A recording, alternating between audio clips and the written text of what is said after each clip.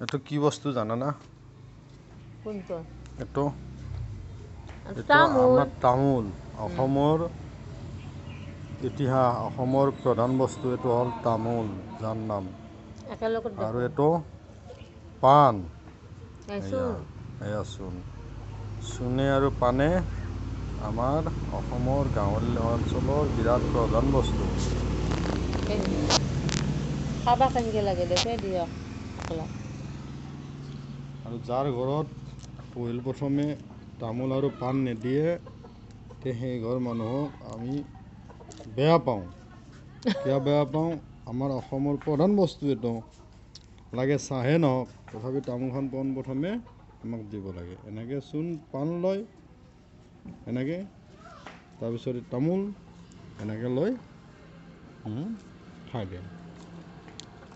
প্ৰধান বস্তু হ'ল আমাৰ এই তামোল। আমাক চাহে নালাগে, লাগে পোনপ্ৰথমে আমাক তামোলখন লাগে।